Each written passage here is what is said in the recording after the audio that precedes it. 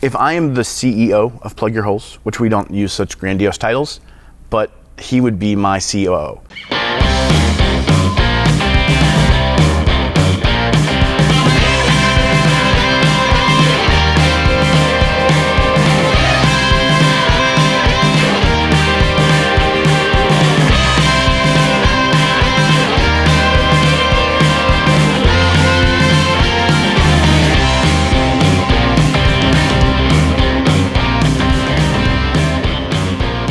As will be the case with many of these stories, this one starts on a Warped Tour. And this story is about Joey Donuts, aka Joe Murder, aka Selfless Joe. I don't know. He's got a lot of nicknames. It's a New York thing. Joe swears that we met in the summer of 2007, but I don't remember. What I do remember is the summer of 2009. And we're setting up for the first day of Warped Tour, the day before the first day, in Pomona, California, at the Pomona Fairplex, I believe. Correct me if I'm wrong.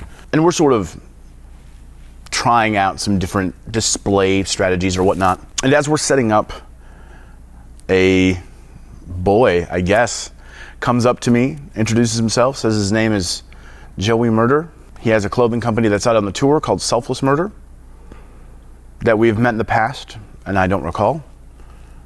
And that if we need anything, just ask, which is good, because 24 hours later, as we're leaving Pomona, California, the starter in our van goes. And we have to go all the way up to San Francisco. We have 4 people on the tour that year. We decided to send 2 of them to San Francisco, keep 2 of them with the van. So Joe, being somebody who had offered to assist if we need it, took one of our people and another rode with somebody else. They went out and did Warped Tour the next day, the second day of Warped Tour without us. And Satch and I got towed to San Dimas, California, slept in the van that night, waiting for the shop to open, went to Denny's, came back, we had a fixed van, then we met them at the third date of Warped Tour. But that encounter and that generosity is really what started a relationship that we've had since then. We've known each other for 10 years, and there's probably not a week that has gone by in that 10 years where we haven't spoken to each other at least once.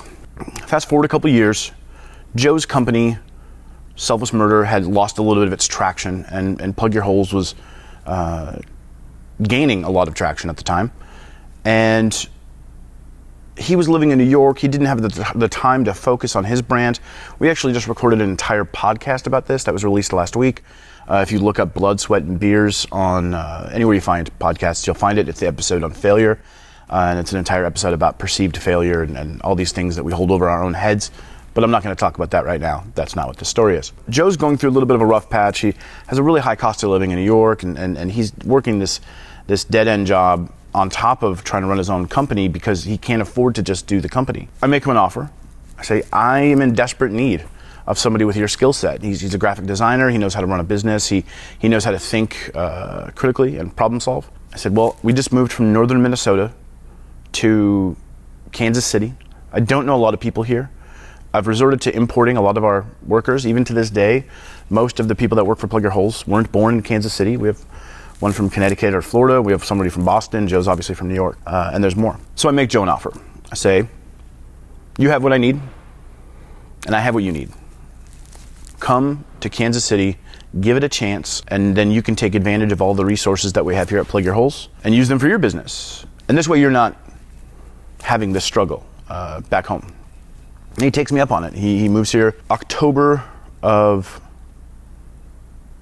2012, I believe. And right out of the gate, Joe is an amazing addition to the team. He motivates me to do my job better, and he takes a lot of responsibilities off my plate that were just too much for one person to handle. Fast forward 6.5 years, Joe is now the general manager of Plug Your Holes, allowing me to do a lot more administrative and creative work.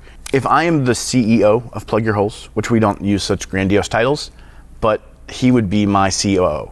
He handles operations, and I handle the executive bullshit. And then sometimes we both come together to be the creative part. Joe used to refer to the Midwest as flyover country, or that spot between New York and LA, like a lot of people who live on the coast do. But Joe moved to Kansas City thinking it might be something he does for a year. And 6.5 years later, he is actively involved in the community.